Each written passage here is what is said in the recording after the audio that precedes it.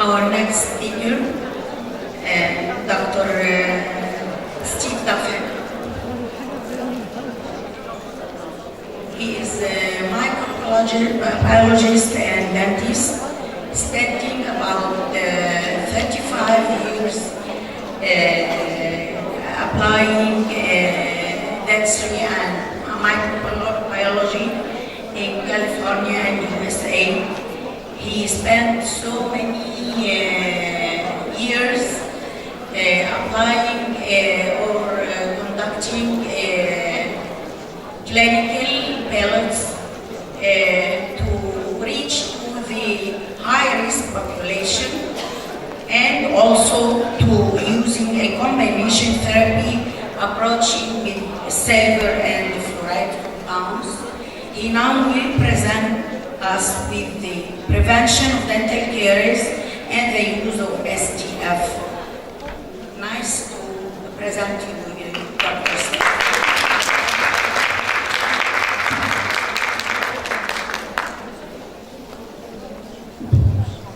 Thank you very much. It's a pleasure to be here, and I thank the sponsors of this great meeting.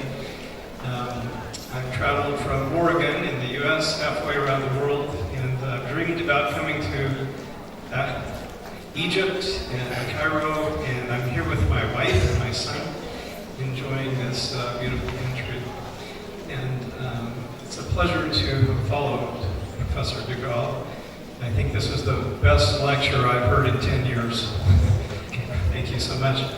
And I hope to share a very interesting story with you about the new technology that is in our hands. But I want to begin by saying I'm not here to take anything away. We have lots of tools. We need to keep them all. Sometimes we use one, sometimes we use another. And so my intention is not to throw anything away, but to add a new technology. So this is my email address, and I'm available to communicate with anyone if they'd like to about the material. I'm sure that we can make these PowerPoint presentations available to you if you would like.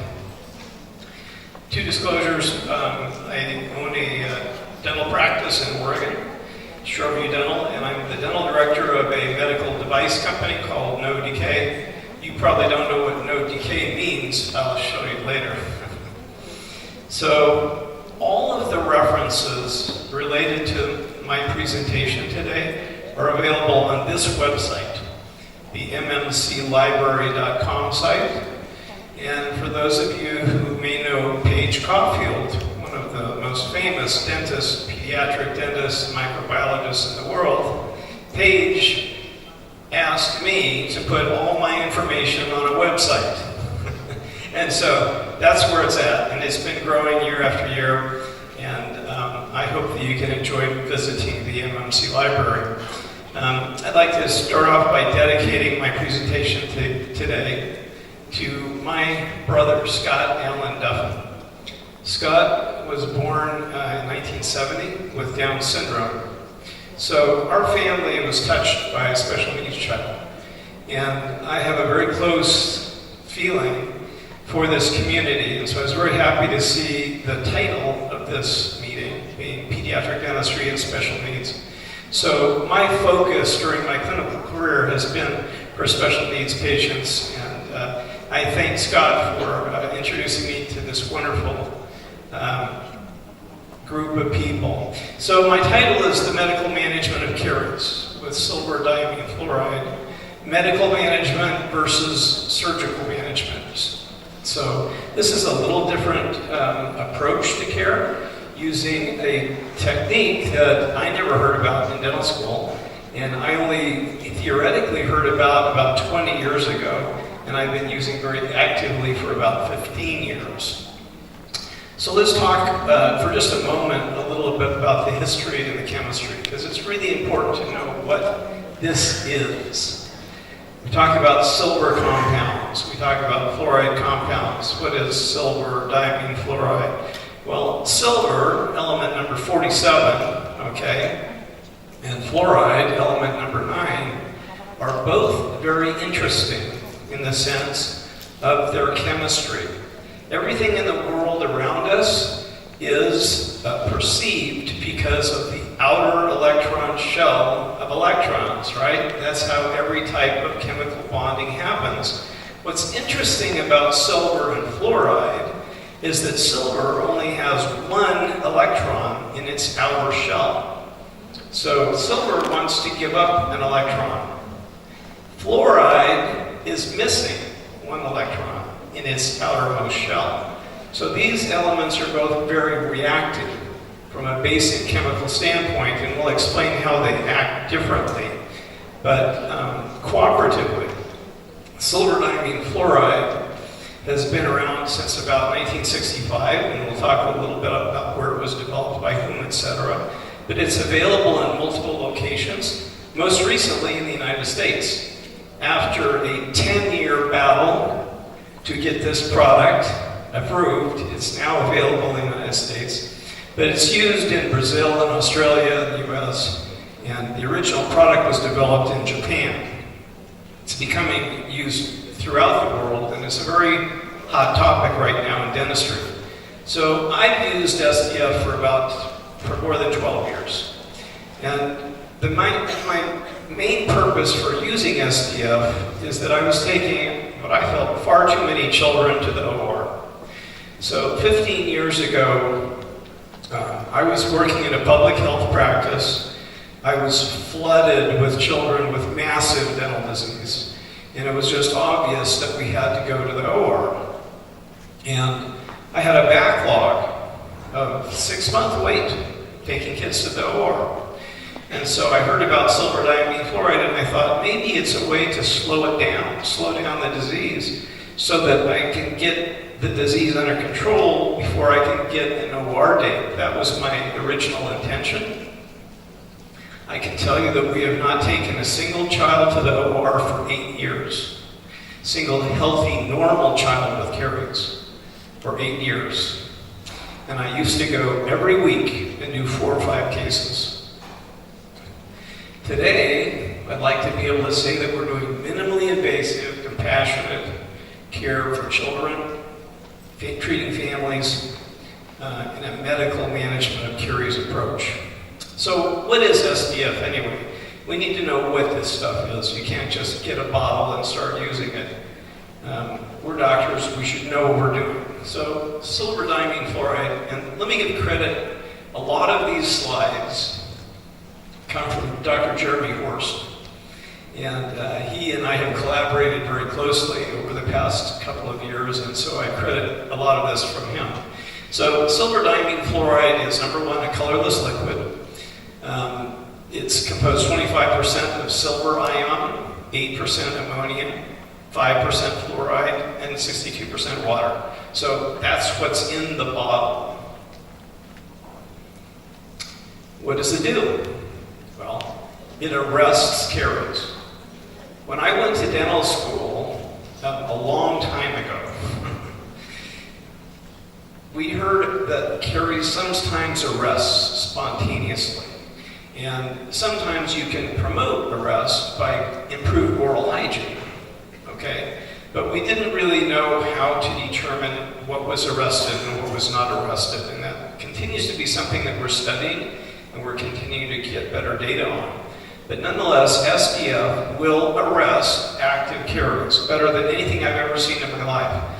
So I didn't think that there was a tool that would allow me to stop a cavity from growing. I only thought I could put a filling there, and as we know, we often end up putting another filling, etc. SDF stops caries, totally arrests the progression. There's also a preventive effect, which is being studied secondarily. So the early studies on the effect of caries arrest identified decreases in new caries or caries prevalence in the cohorts of children being studied. So there is definitely an active caries arrest property and a preventive property as well. SDF is now available in the United States. It's sold under the name Vantage Arrest, FDA approved as a desensitization agent. So silver diamine fluoride in the United States is not approved for a caries indication. However, it is being used off-label by 99% of the dentists using SDF for caries arrest, and we're trying to get this product approved by the FDA as a caries treatment, but that's coming. Dr. Peter Milgram at the University of Washington is largely responsible. He's the person who told me about silver diamine fluoride almost 20 years ago. And I remember sitting in the lecture with a lecture like this with hundreds of other dentists, and he was talking about, what can we do to treat tooth decay? And he said, there's this stuff from Japan called silver fluoride. And I'd never heard of it before. And I went and talked to the dentist next to me, and I said, Mike, have you ever heard of silver fluoride? He said, no. Well, Mike Shirtcliffe and Peter Milgram are the two dentists that brought silver diamine fluoride to America. That's why it's here today. So I thank them both very much.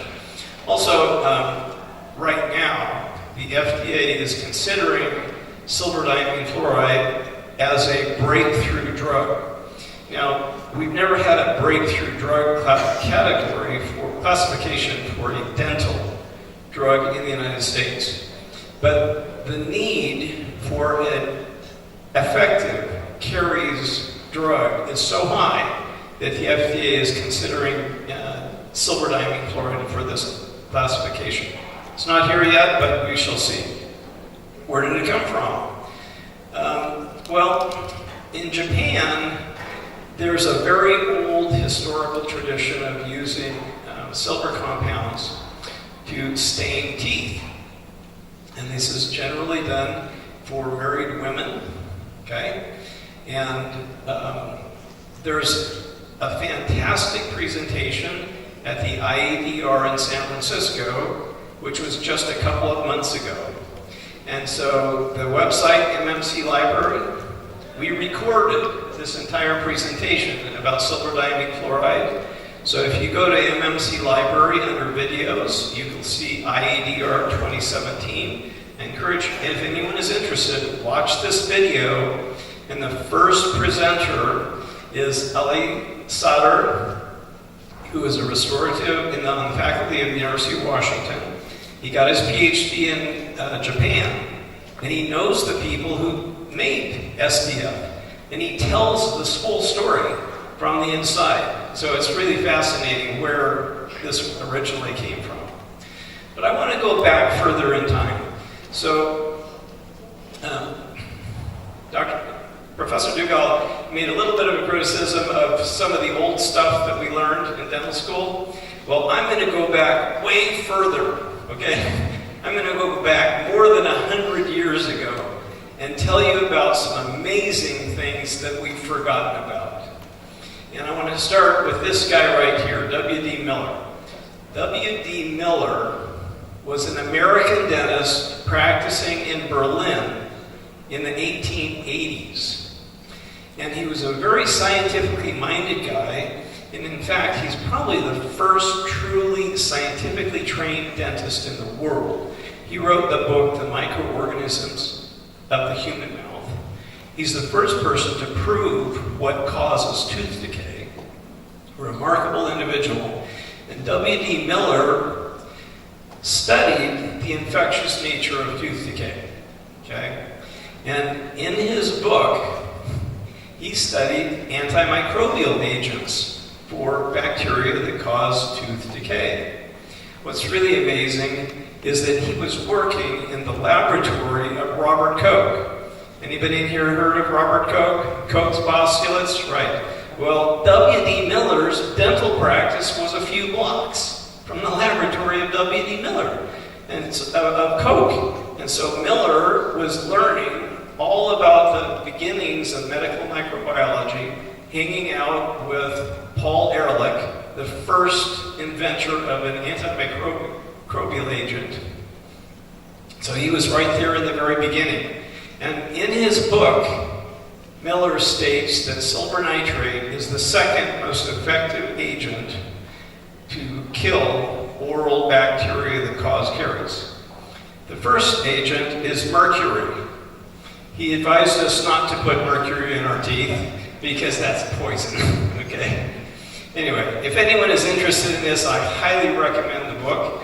You probably are going to have a hard time finding the book, but fortunately Google has digitized the entire book, and it's available on the MMC library, so you can read the microorganisms of the human mouth on our website. The next big pioneer is the father of modern dentistry, G.B. Black, in Chicago. And when I went to dental school, we actually had a textbook from G.B. Black that taught us how to cut holes in teeth in a very specific manner. And I didn't really pay any attention, but that textbook that I got out of my basement was volume number 2. I never wondered where volume number 1 was. Well, when I was learning about silver diamine fluoride, I found a reference to G.B. Black, volume number 1. And I found that G.B. Black was an amazing pathologist, microbiologist, cardiologist, not just a guy who invented mercury fillings and drilling holes in teeth. And I got this book, volume number 1, and by the way, if you have a hard time finding the book, go to MMC Library, it's digitized, you can read the whole thing.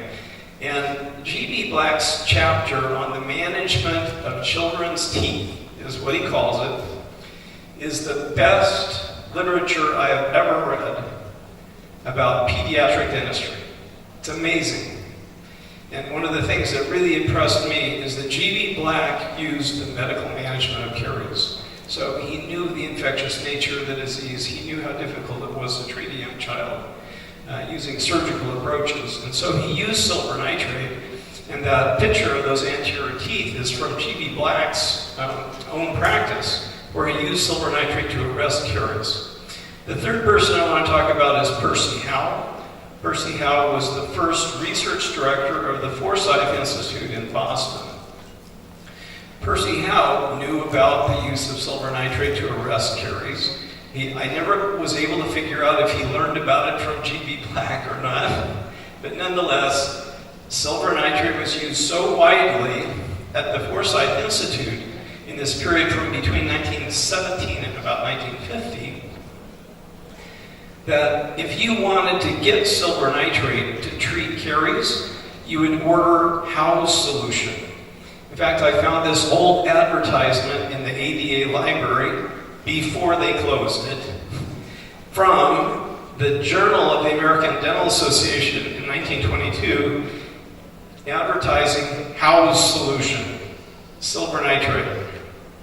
So these founding fathers of dentistry, all three of them, were using silver compounds, in this case silver nitrate, to control tooth decay prior to doing restorative dentistry 100 years ago. It's truly amazing. So this is what they had in common.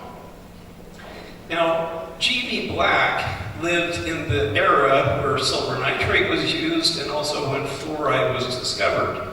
This image is from 1910, when G.B. Black was asked to travel from Chicago to Colorado Springs, Colorado to investigate this strange phenomenon of brown staining in children's teeth, which later was shown to be fluorosis, or higher concentrations of fluoride.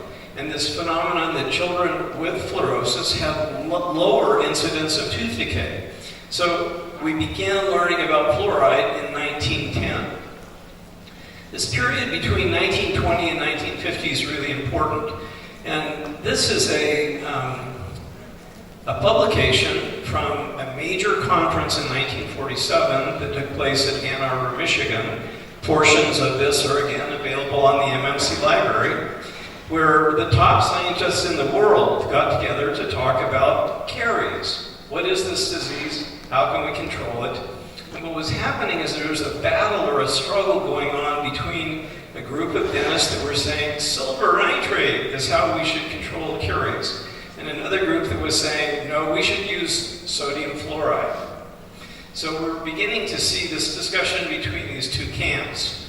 And I've always wondered what it would have been like if back in 1947 somebody had just said, let's put them together. But that didn't happen. Okay? So silver fluoride was developed in the 1960s. And it was first developed in Japan. The paper that is the most famous came out of the laboratory of Yamaga, and Yamaga is generally thought of as the inventor of silver diamine chloride.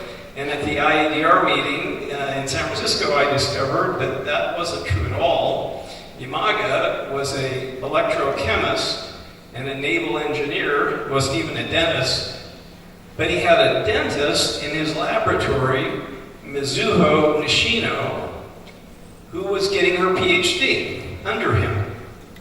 And she is the one who put the two together, silver and fluoride, and invented it. She is the inventor of silver fluoride. It came out of that laboratory. And in 1970, it became a commercial product in Japan. So flash forward to today.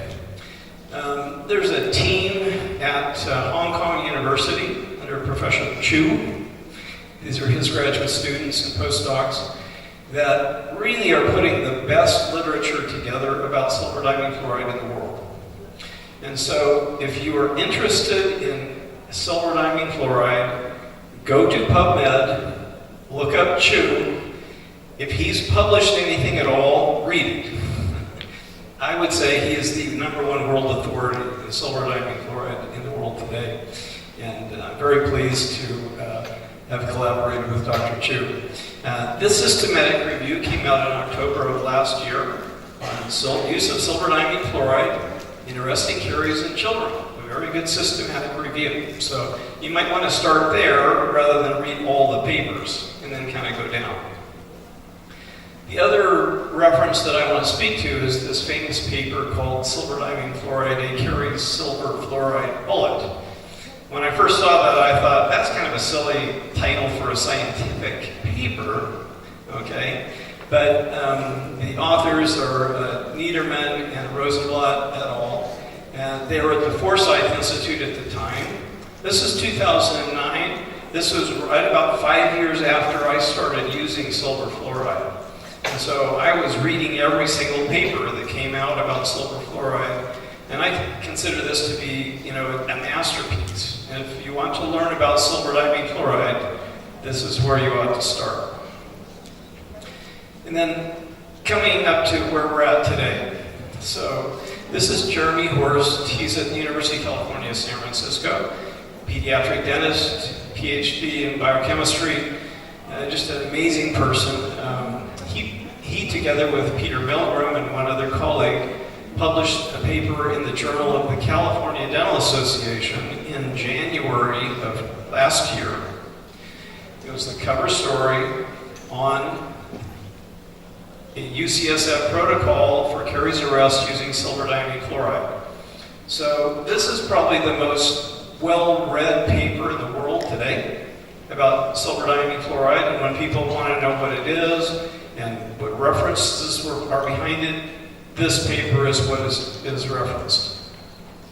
So I wanted to just take you back to IADR. So we went to San Francisco, and there was a side meeting held of people throughout the world that are interested in SDF and that are doing research and wanted to share their findings. So I encourage you to go to the MMC library, and you can watch the 3.5-hour video of all the presentations that took place at that meeting. So could you play this video, please?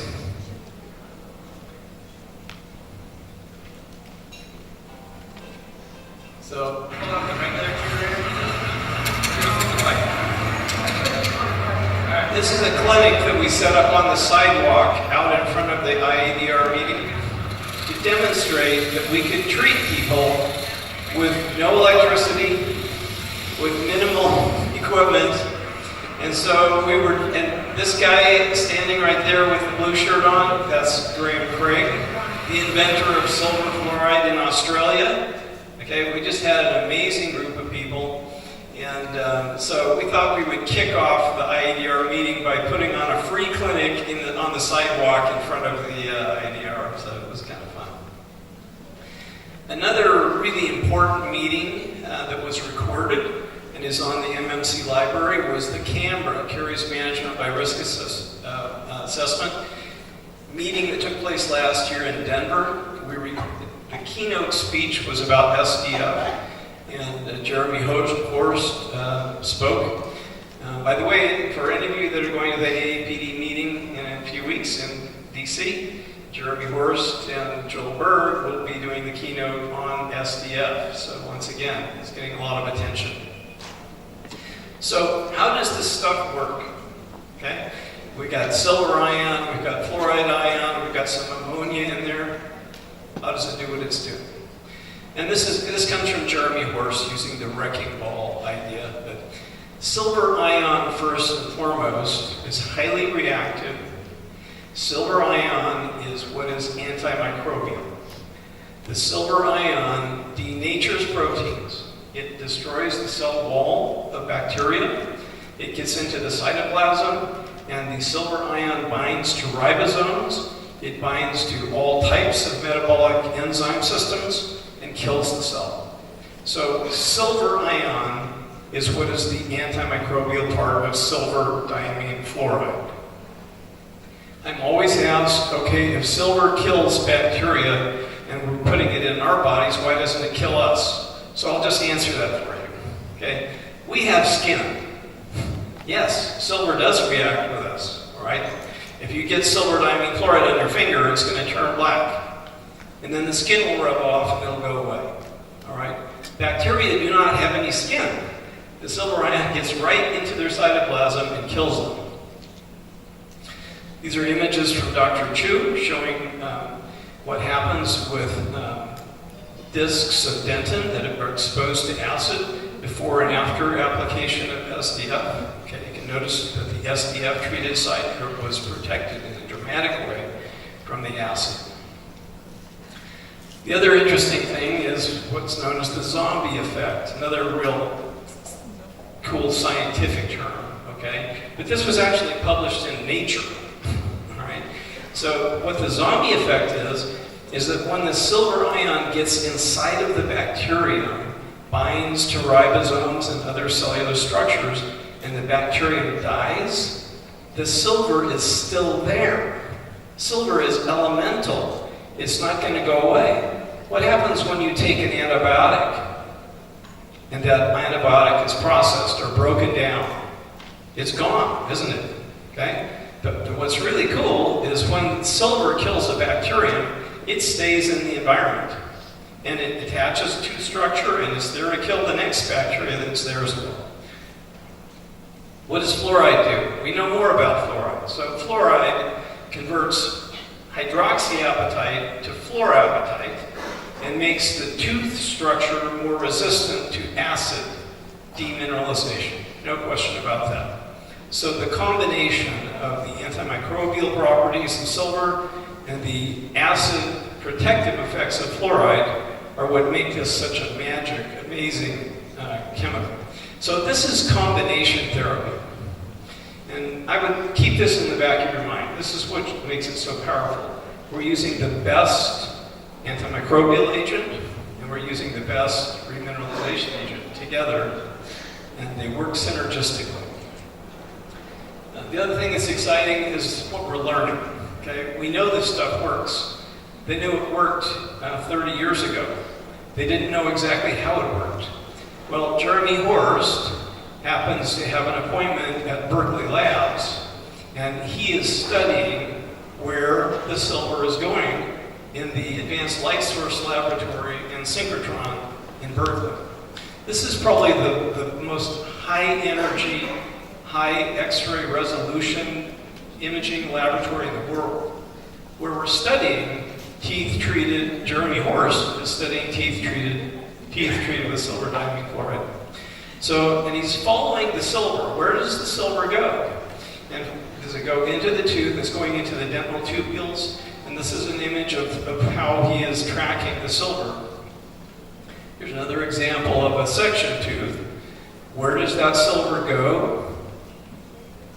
Here's some high energy resolution images showing the silver diffusing into the dentin, the demineralized dentin, right down to the atomic level. So this is being studied right now, and papers will come out in the near future that tell us exactly how this silver does the work that it does. So let's talk now more about practical stuff. You want to get a bottle and you want to go do something, right? How do you do it? Well, number one, you just use a tiny amount. Tiny amount. I was having a conversation with a dentist in South America that I was talking about using silver, and she was very resistant to using silver, and I found out that she was concerned that it's just too expensive. You know, silver is money. Silver is expensive. I said, well, you can count the number of atoms that we're using. This is a tiny amount of silver diamine fluoride. It's very effective. One drop, 20 microliters, will treat 5+ lesions. Okay. So how much can you use in terms of safety, toxicity? So Jeremy Horst did the math very carefully. There is a 400-fold safety margin of LD50. 400 margin. So this is an extremely safe product. What do you need to use it? Well, you need dappen dishes, you need micro brushes. If you want to apply Vaseline to the skin, that can be done to prevent accidentally staining of skin. But I've stained the skin on a lot of kids, okay? And I just tell them, well, you've got another freckle here, and it'll be gone a week later. So I don't use Vaseline myself. Dry the lesion, apply the SDF, and then in my practice, I always cover that up because I found that the saliva dilutes the SDF and diminishes the effectiveness. And so that's why we put the varnish on top of the SDF. This is what a tray setup looks like. A lot different than an operative setup, right? Very simple. This is non-scary to children. So once again, these are Jeremy's slides. How do you use it? You find the cavity, you dry the cavity, and this is what it looks like a year later. Dark spots, okay? And what's important is when we call something arrested, that means it didn't grow. The cavity didn't grow. So this is a video that I made almost 7 years ago. So I apologize. We do a little better isolation now. But again, this is one of the first videos that we've ever done, the one that I showed at a major meeting 7 years ago that has gotten so much attention. So I'll play it again. Let's run the video, please.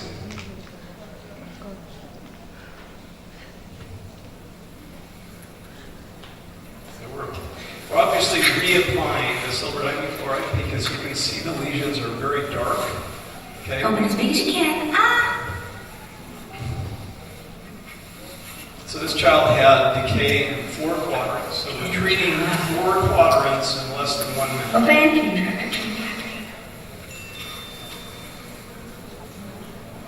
Okay. Now if you look Open one more, okay? closely, you That's can so see good. that there's some saliva on this tooth. So she stops, gets the air, dry carefully. Probably the most important step, drying the lesion before applying silver. And then the varnish. And we're all done. How long would it have taken to do 4 fillings in that child? Yeah. So I've also found that multiple applications increase the effectiveness. So what we do in our practice is we treat a child 3 times over 3 weeks. Once a week for 3 weeks. And we get 98% success arresting lesions. The next thing is we need eye protection. Okay. SDF is very caustic. We don't want to accidentally get SDF in anyone's eye. That's different. Getting it on your finger or your cheek, no problem. Getting it in your eye could be a problem. So we always have eye protection. These are the UCSF indications of when you would use SDF. Extreme caries risk, behavior, medical management problems, more lesions than are treatable at 1 visit. That's most of the Medicaid kids that I see. Difficult to treat lesions, patients without access to care. Again, that's their criteria. This is my criteria, okay? My criteria is anyone with tooth decay gets SDF. Okay, when a patient comes in for an exam, and we find decay, we open the drawer, we get out the SDF, and we begin treatment immediately. That's the biggest change or paradigm shift in my practice, is we are able to begin treatment immediately. How often should you apply it? And we're still on a learning curve here. We know that if you apply it once, about a year later, 40% of those lesions will be arrested. If you apply it twice, 80% will be arrested. Now, should we apply it twice within 2 weeks, or should we apply it twice within 3 months? Nobody knows that, but very carefully controlled randomized trials are being done right now that'll answer these questions in the years to come. Again, how safe is this? Well, the only real contraindication is a silver allergy, which is extraordinarily rare.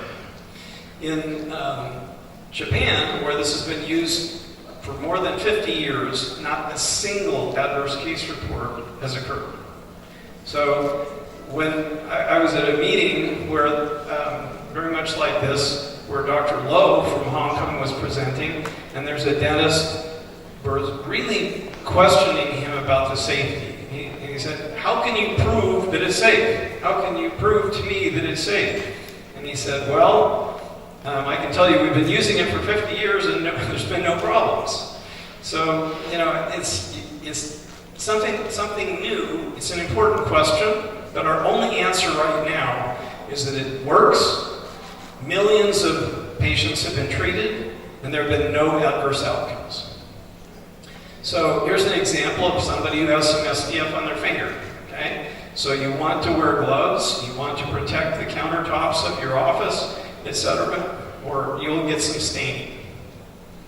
This is what it looks like.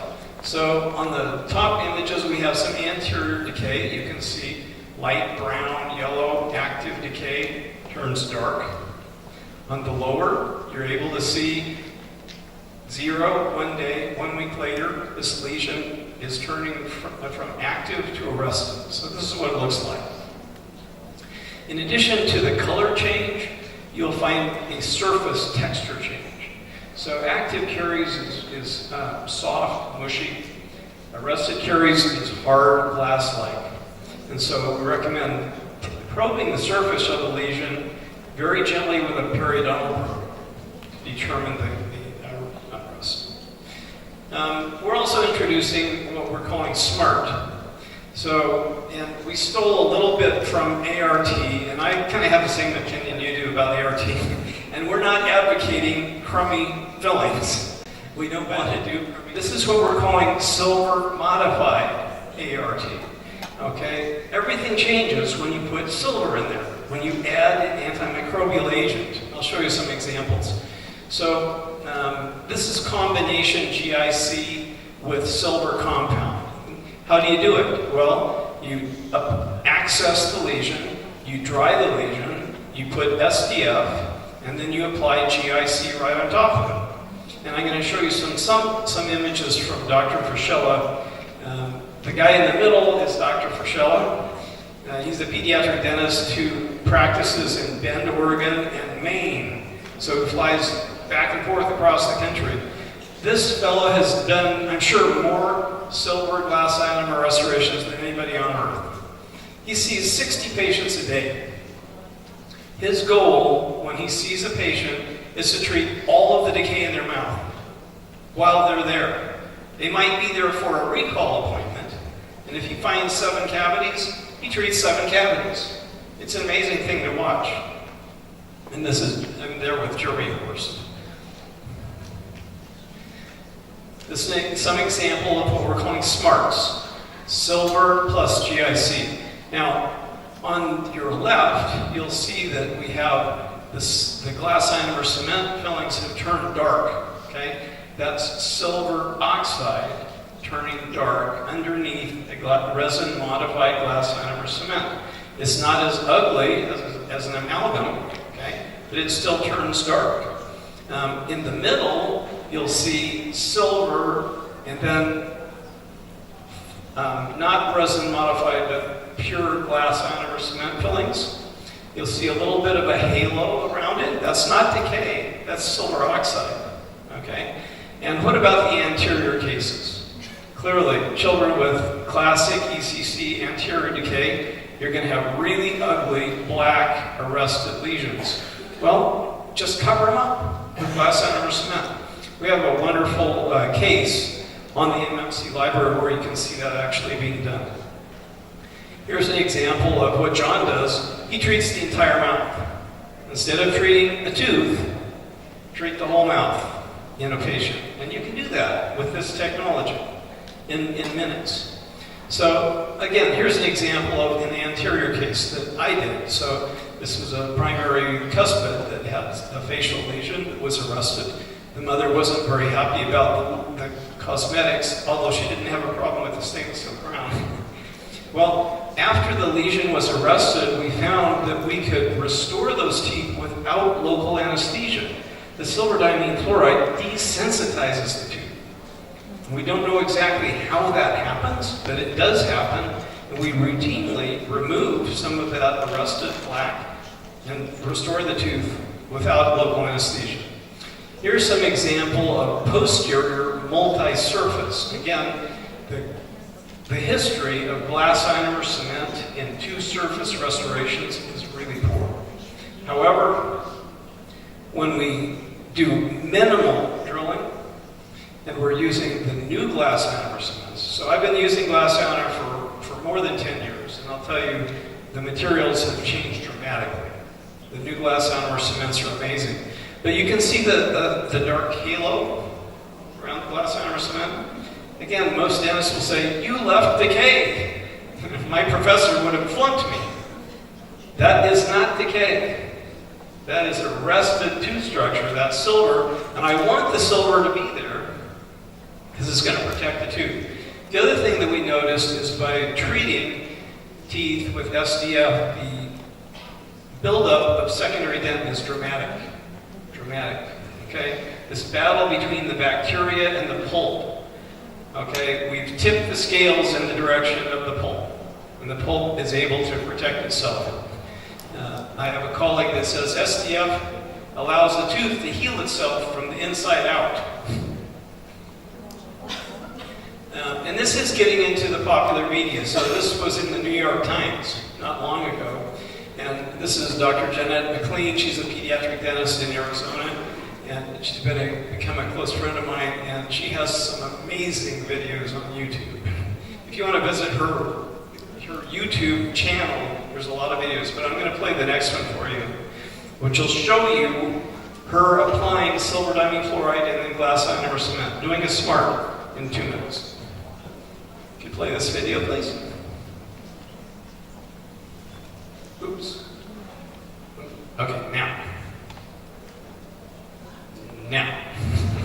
There we go.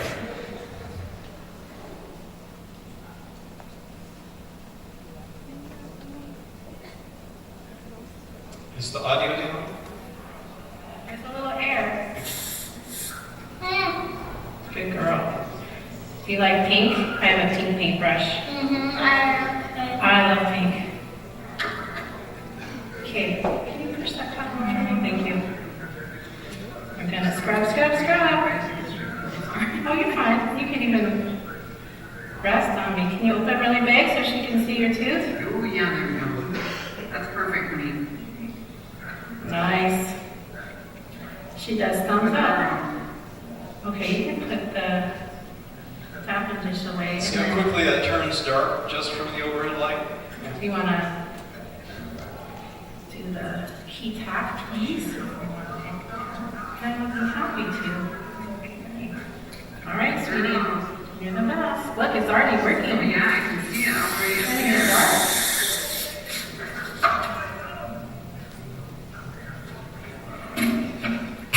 She's gonna mix the special thing.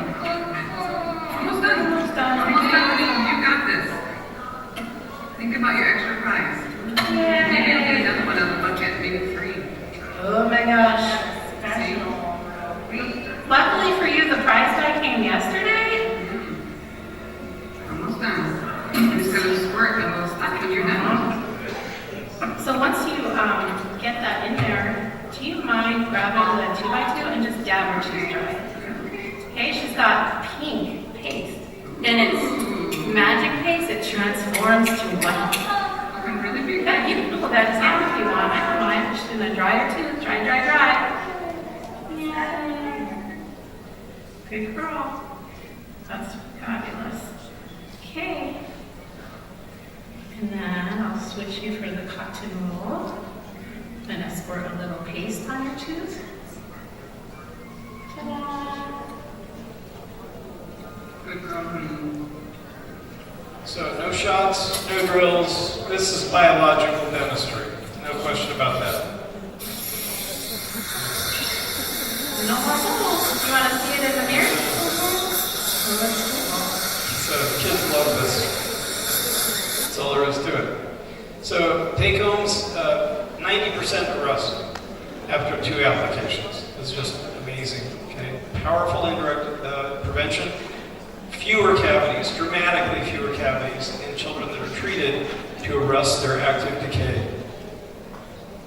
Okay, really quickly in my lab, I look at antimicrobial agents, and I just wanted to play a little video for you on my phase contrast microscope that shows you a plaque sample that has been exposed to SDF. And you can see how quickly it kills the bacteria.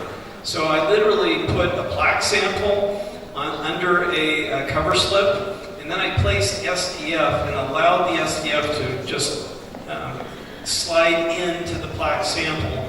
And this will show you what we can see. Play the video, please.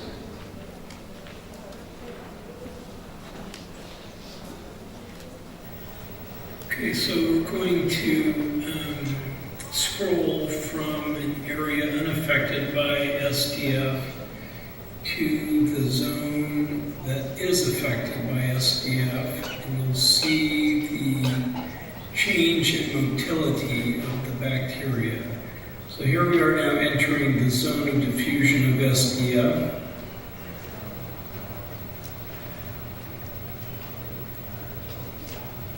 Coagulation of the plaque, lack of motile organisms. Let's scan back beyond the zone of diffusion of SDF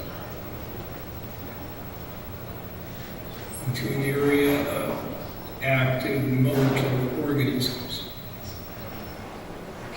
So Claire is a case that you can learn about on MMC Library and their testimonials. This mom brought her daughter to me at 11 months of age because she had been scheduled to go to the OR for anterior crowns on 4 teeth.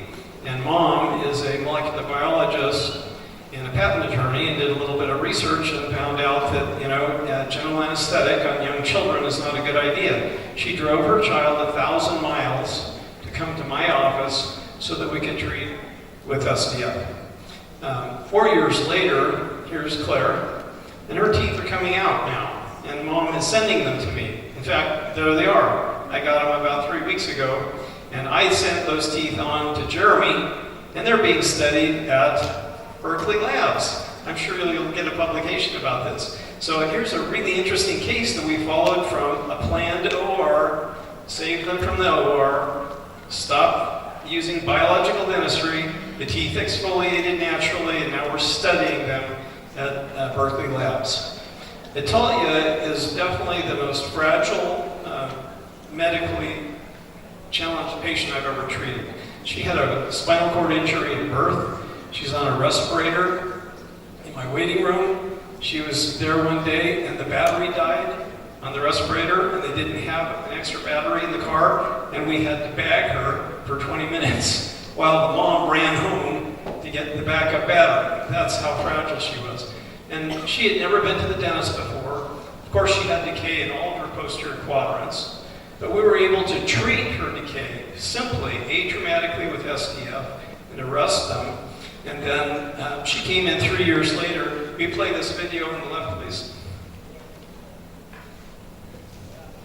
So I'm so happy to see Italia here today, looking so good and so healthy. We've been able to treat her cavities with medicine over the past 3 years. No needles, no drills. Has that worked out pretty good? Yeah, it has. It worked really good for her. Is she a lot happier coming to the dentist now? Yeah, first time she came, she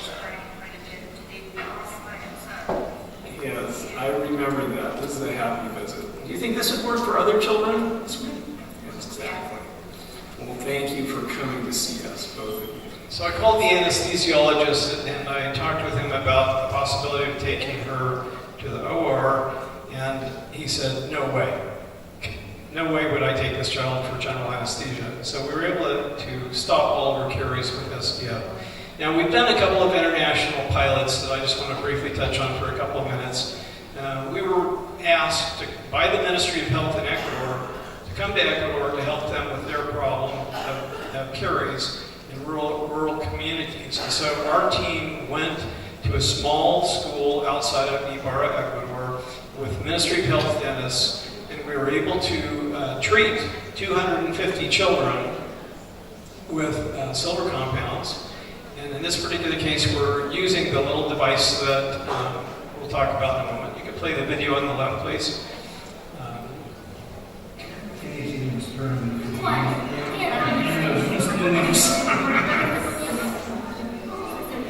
So the device is meant to be able to apply the silver compound and the fluoride compound simply and easily, and to treat lots of patients. So it's a transition from the operatory to a community health setting, so that we can work in schools, etc. This picture on the right, it looks like I have a weed sprayer, right? It's dangerous. Okay, there's never been any chemicals in that weed sprayer. That weed sprayer is simply a compressed air device that can be taken anywhere in the world without electricity. You play this video, please. Pay attention to how many children come out of that bus.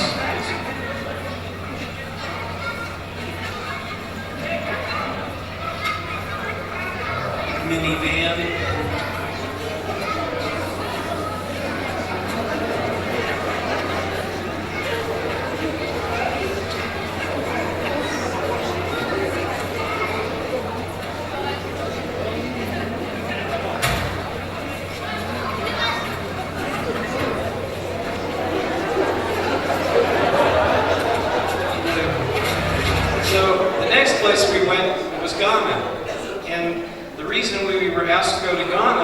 Because of the high caries rates like Ecuador had, but because there are no dentists. Okay?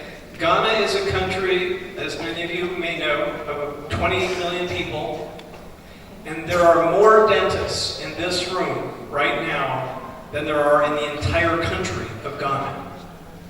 And half of those dentists practice in Accra. There is no access to care whatsoever. So we're trying to get dental access to care using medical management of caries to rural environments. Play this video, please. This will show how we're applying silver fluoride and fluoride orange to the anterior teeth. How simple it is. We can treat a child in less than a minute. Yeah, I don't do it much. I did that the other day and then it was chaos. Alright, sneak it. Hold on. So also we want to transfer the technology to local providers. So we're not dental missionaries that go and work in village and village. We're there to train and have the technology stay. This is Dr. Amma, a wonderful Ghanaian dentist who is continuing this work after we left. We were able to present our material at the University of Ghana. These are the students. They graduate 5 dentists a year.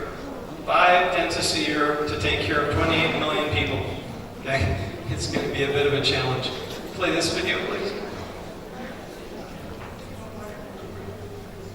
Alright, so we've been using technology here and it helps us massively. The kids, when we use it, the kids are so comfortable, they don't try at all. They receive excellent results. So we recommend technology all across the world. So that wasn't a paid endorsement. I actually walked in. I didn't know that she had used the Nodicay device, and she started speaking. I said, wait, let me get my camera. So anyway, I'm happy to say that Marcus, my son, is here with us, and he's the inventor of this thing, which allows us to translate the technology outside of the dental office to the community. for many areas of the world where there are such high caries rates, we need to have that capability.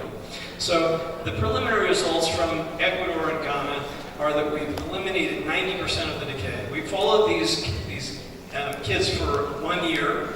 We're getting ready to do 2-year data in Ecuador. Okay? Extremely successful in arresting caries, complete elimination of mouth pain in the children in Ecuador. It's been a remarkable process.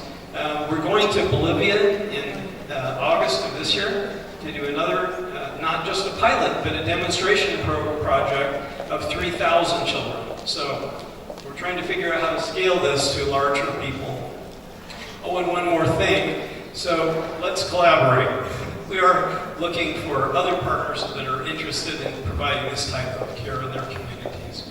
So we're very happy to be here in this part of the world. Thank you, Dr. Sam.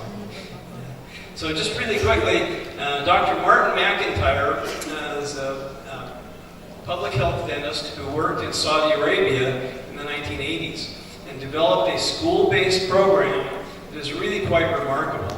And Martin was at the IADR meeting, and this shows him working in Saudi Arabia 25 plus years ago, treating, in his case, 15 patients an hour. And what he was doing is applying glass ionomer cement on top of active caries in order to seal the decay in. Okay, the idea, once again, of preventing nutrients getting in there. He was not using silver compounds. But what we're suggesting now is a combination of silver compounds as for antimicrobial agent and glass ionomer cements to seal. And you're going to hear about Hall crowns. Silver and Hall crowns work together beautifully as well. So this is an example of, this was decay at age 5, at age 7. It just doesn't progress if you're able to get rid of the nutrient source. So here's an amazing group from all over the world at Dr. McIntyre's house at IADR meeting. And Nicola Innes is in there from Hall fame. And I encourage you to go to MMC Library, and I got a great interview with Dr. McIntyre. And he can tell you all about the work that he did in Saudi Arabia 25 years ago, which is quite fascinating. So here's a hospital case that failed. Okay, you saw some slides like this before. Doing operative dentistry in the face of a biological problem doesn't work. It doesn't solve it. And so this case caused me really to think twice about what I was doing. Because this is only 16 months out. 2 minutes left. Excuse me, doctor. Yeah. Here. Oh, come. Yes. Yeah. 2 minutes. 2 minutes. Yeah. Yep. Okay. Here's an anterior case, arrested, fixed, made beautiful. You can do that. Okay. Here's a case of treated teeth and exfoliated. Treat it once, tooth comes out. Okay. Smarts. Treat with silver, cover with glass ionomer cement. Here's a case I did last week. Arrest the cavity, fill it with glass ionomer cement, and you're done. Thank you.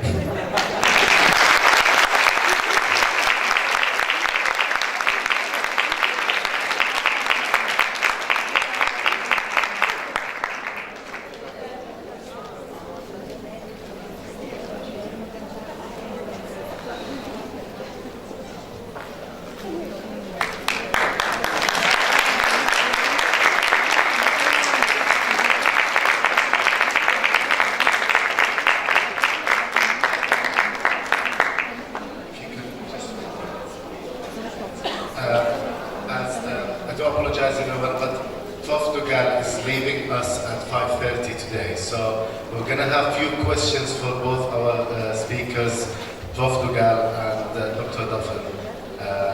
So as Prof. Dugal won't be with us at the discussion at the end of the session. So does anyone have any questions to our excellent speakers? So can we have some mics, please?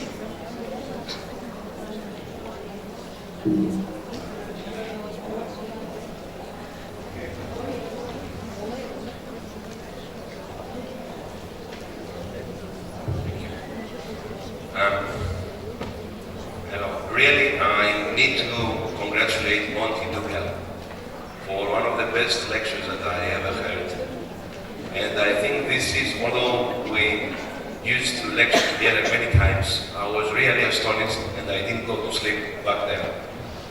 I think this is the responsibility of our pioneers to open new ways for the future. I just need to make a small comment based on my personal experience. I'm also a hardcore pediatric dentist, and it took me 20 years to persuade the general practitioners in Greece working in NHS and community service to do pulpotomies instead of using silly materials covering the caries in order to avoid abscesses. 5 years ago, as soon as I was persuaded that indirect pulp capping has the same success rate as pulpotomy, I started going around Greece saying the news. Everybody was, of course, very happy, the participants. The thing that I realized that it was that although I had stopped receiving in the hospital abscesses up to then, abscesses started again showing off because none of the general practitioners obeyed our instructions for the biological approach. And you'll notice I'm so happy that you spent quite a lot of your lecture really clarifying this particular matter. So my question to you, Monty, is what do you think is the best approach for the general practitioners in order to adopt these new beliefs of ours? Because here we talk to an audience of pediatric dentists, as you said, nicely trained and very nicely handling all the new ideas. What about the general practitioners? I mean, I'm really scared. It took me many years to avoid problems, and I'm facing again new problems. Please comment on that.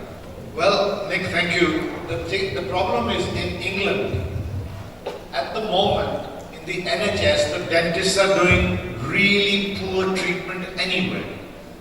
So at the moment, they're just putting glass ionomers on.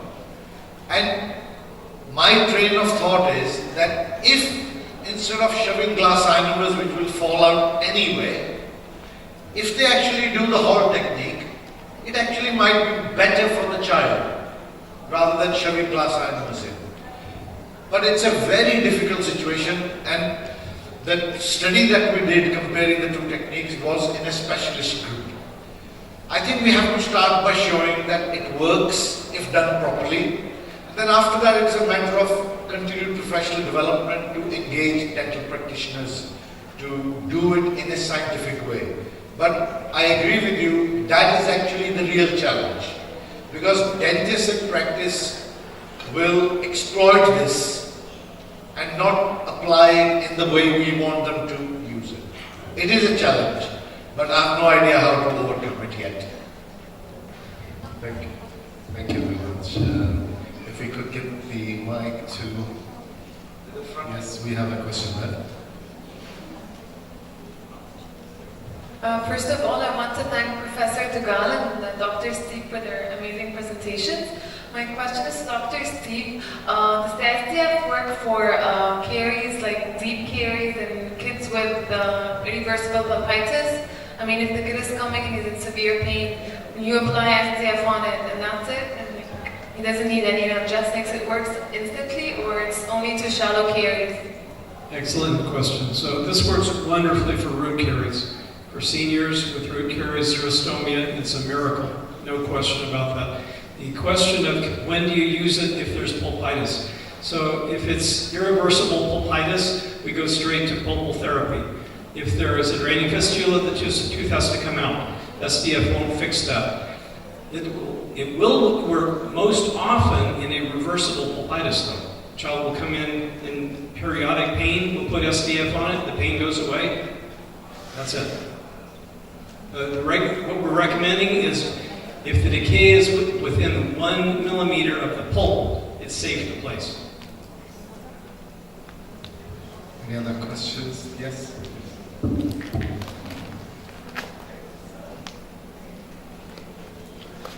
Thank you, doctors, and I would like to ask, what are the main points that affects the decision making to shift from the biological approach to the conventional restorative treatment? Thank Thank you. I think it's a very individual decision you make based on your patient. So if your patient has caries which are asymptomatic, and let's say it's a 3-year-old, or you saw some excellent cases here where very small children did not have to go to GA because of the biological approach, because STF is essentially a biological approach. So you have to make the decision. I mean, if you have pulpitis like we were just asked, then of course you've got to do something about that. But otherwise, if there is asymptomatic caries, halfway through the dentine, there is a clear band of dentine underneath it, then you should seriously think about biological approach if the next step is dramatic. If it is a question of child is very cooperative, you can do something, put a stainless steel crown on, it's up to you.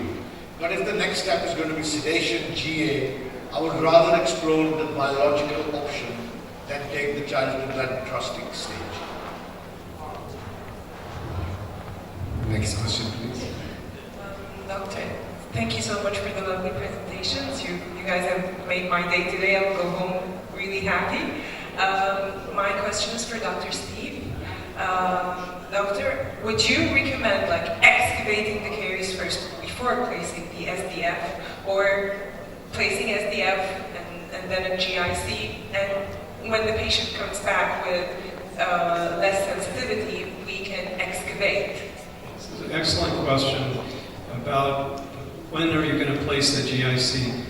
There are studies being done right now that will answer that question. I am more inclined to want to see and verify arrest, and my patients live close to me, so I will do 2 or 3 applications, verify arrest, then cover it. I have a colleague, Dr. Frischella, Dr. Smart, okay? He does SDF and GIC, right on top. Now, he doesn't have data, okay, but his experience is that this works just as well. We'll find out. I think we'll have one more question from our colleague there, and then we'll go for a coffee. Thank you so much for excellent presentations. I have one more question, Dr. Duffin. When you add the varnish, is there any concerns of adding more fluoride?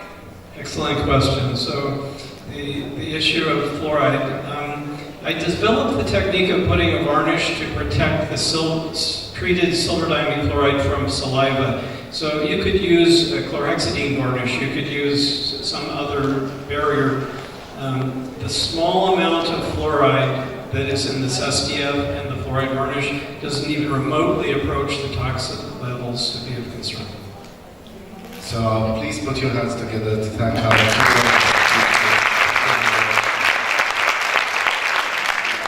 Can I please ask you, sorry, one second. Can I ask you to have a 15